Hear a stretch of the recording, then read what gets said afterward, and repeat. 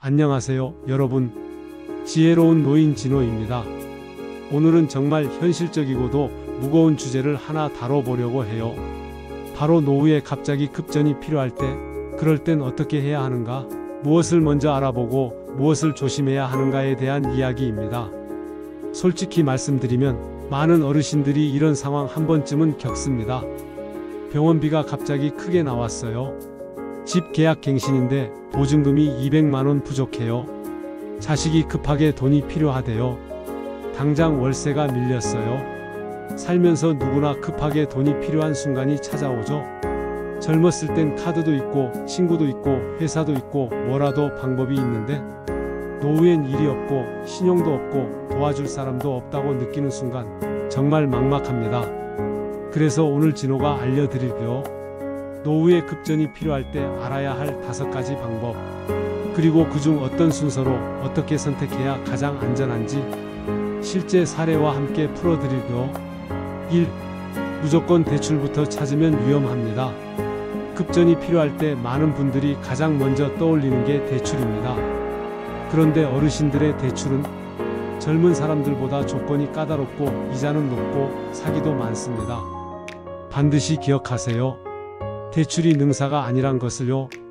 예전에 경기도 수원의 72세 이모 어르신은 자식 보증금 200만원을 도와주려고 인터넷으로 무직자 가능 대출을 신청했어요. 1시간 뒤에 전화가 와서 보증금만 10만원 보내주시면 바로 승인됩니다. 보냈죠? 그 뒤론 연락 두절. 이게 바로 보이스피싱과 금융사기가 합쳐진 사기 수법입니다. 절대 문자 전화로 온 대출 광고, 심지어 카카오톡으로도 오는 건 무조건 무시하세요. 원래 지푸라기라도 잡고 싶은 때가 있죠? 그 심정 저도 경험해봐서 잘 압니다. 근데 그럴 때일수록 내가 사기꾼들의 먹이감이 되기 쉽다고 생각하셔야 돼요. 2. 가장 먼저 복지 지원 가능성부터 확인하세요. 많은 어르신들이 나는 복지랑 상관없어 라고 생각하세요. 근데 그거 반은 오해입니다. 정부와 지자체에서 운영하는 긴급지원 제도나 생활지원금 제도를 신청조차 안 해본 분들이 대부분이에요. 긴급복지지원제도, 갑작스럽게 병원비, 주거비, 생계비가 부족할 때 최대 100만원 이상 생계비, 주거비, 의료비 지원, 주민센터나 시청 복지팀에 신청. 실제로 전북 익산의 75세 정 어르신은 다리 수술로 병원비가 150만원 나왔는데 돈이 없어서 포기하려 했어요. 그런데 복지센터에 문의한 뒤 긴급복지로 의료비 80만원, 지역사회 후원금으로 50만원을 지원받았습니다. 그리고 이렇게 말씀하셨어요. 진작에 물어볼 걸 그랬어. 혼자 고민할 일이 아니었더라고. 무조건 주민센터에 먼저 도움받을 수 있는 제도 뭐 있냐고 물어보세요.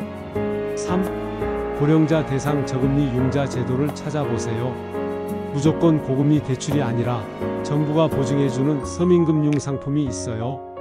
햇살론 15, 연 15% 이내 금리, 연금 소득자도 가능, 신용등급 낮아도 가능, 사이토리, 소득이 적지만 꾸준히 수입이 있는 사람 대상, 월 연금 수령만 있어도 가능.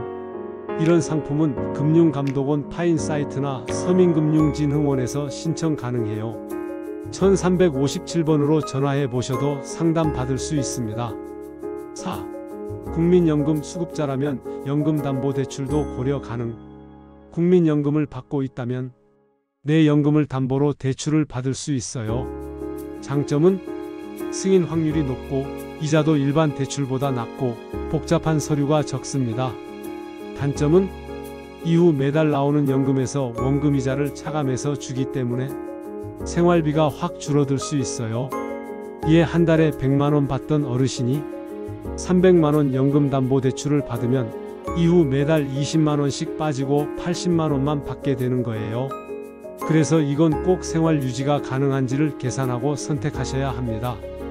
국민연금공 단천 355에 전화하면 친절하게 계산해 줍니다. 5. 가족과 반드시 상의하세요. 이거 참 어렵고 부끄러운 말일 수 있어요.